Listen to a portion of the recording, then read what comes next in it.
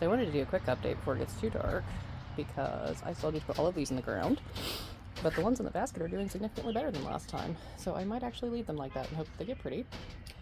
Still gotta find a home for this pretty little thing. And then everything in the pots is doing great. Got a ton of catnip coming up. The forget-me-nots and the valerian look fantastic. Those are all blue salvias. That's gonna be real pretty. And I think pink cosmos.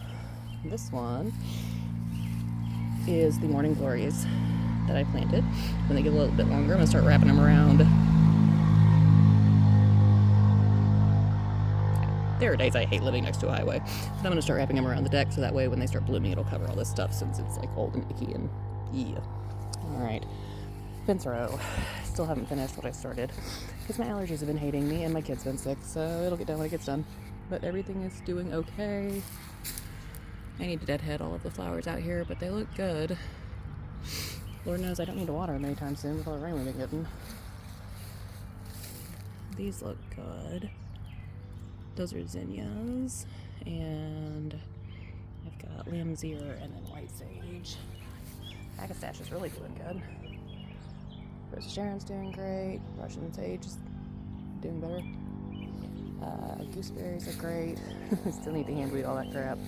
Coreopsis will be great once it starts blooming. It looks like it's doubled in size from last year though. And the azalea is finally starting to come back to life. Gooseberry super happy. Coreopsis and other lilac super happy. Another gooseberry super happy. These are the white scallop squash, also known as patty pan squash. They're doing pretty darn good. I need to cull one of these since both of them germinated, and I just hate doing it, so yeah. Other echinacea's doing great. Bee balm's doing great. Very happy. Elderberry. Very happy. Grapevine. It is probably tripled in size between last year and this year. I am ecstatic. It is covered in grapes and still no Japanese beetles.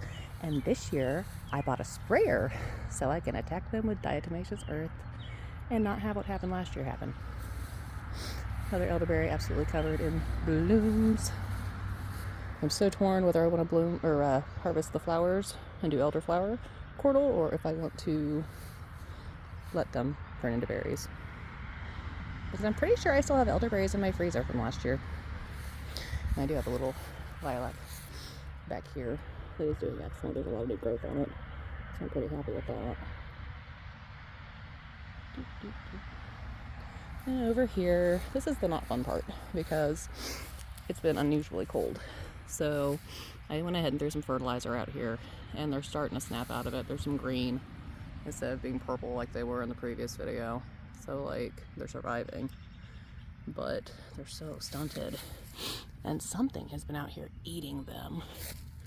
And I don't know what the heck it is because I can't find it. Because it's nipped the top off of that one. Let's see, it looks like the rest of these, oh no, it nipped the top off of those two earlier, but these are doing pretty good. That's doing really well compared to what they were. Basil seems to be okay. Other tomatoes. This one, they've eaten almost everything off of. This one's just a stick, it's dead. That one's okay.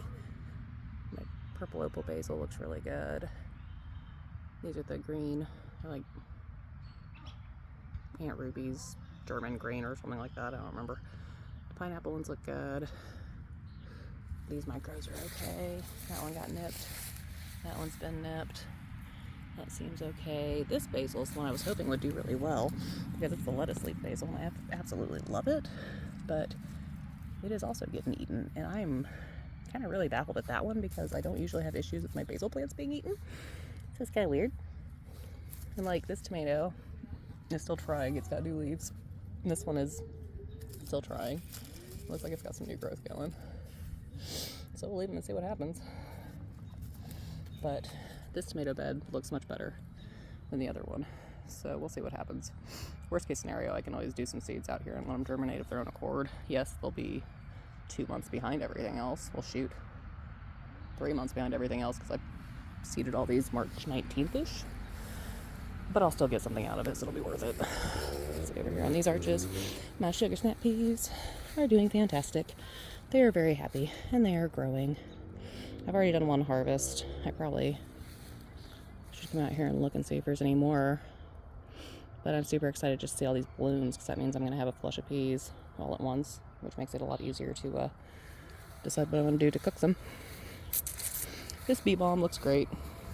The bee balm in the tomato garden over there is going to get cold completely because it has powdery mildew, and I don't want to fuck with it. Let's see. Over here is my other squash bed. Got the white zucchini. That one never germinated. These two are looking good.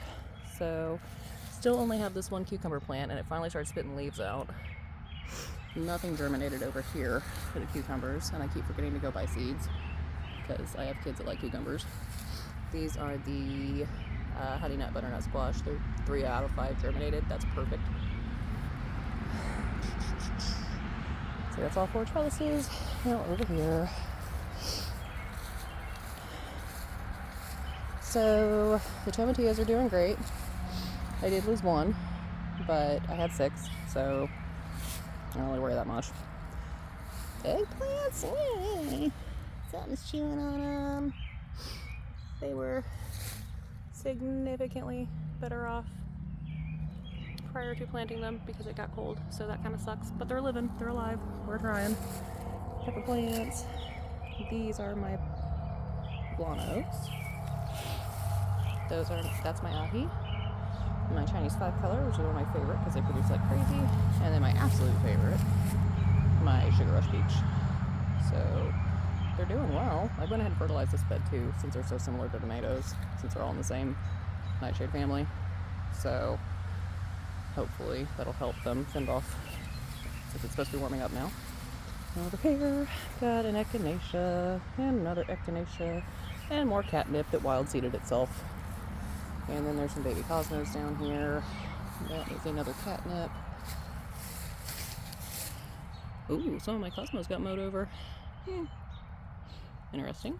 Salvia right there. More catnip. Random borage plant. More catnip.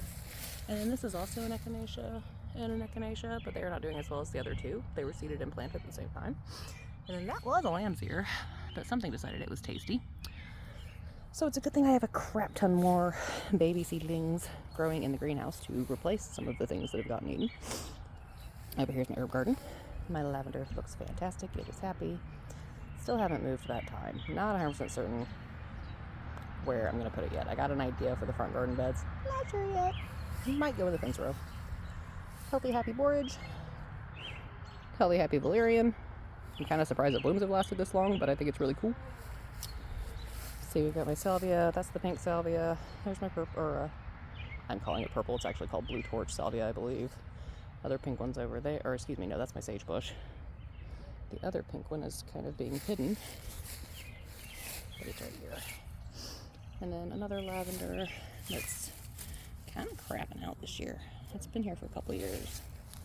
See, I've got my dill, oregano, cute little daisy that my parents got me for my birthday, giant thing of thyme, other valerian that is sure trying to catch up to its little friend. And then you can see where the squirrels have been digging, which sucks because I had feverfew and toothache plant planted there, so I bet those aren't going to grow. But the white sages, so there's that. And then last garden bed is my onions, and they are all doing well, and I do need to thin them. But with all the rain we've had, it hasn't been that big of a deal. And then basically I overplanted so I could use some as green onions and let the others develop to bulbs so that I can store them for the winter. And then you can't really see it because it's getting dark. But the leeks are doing pretty good. And the bunching onions look really happy, actually. So far so good. I'm not going to hit the fence rows tonight because it's already getting dark. But everything has been germinating and growing very well in the fence rows too. Or excuse me, in the bald spots that I was patching with clover seed and everything. So one more good day out here to get that all mulched and get the rest of the pansies put in. And it's going to start coming together a lot better. We're getting there.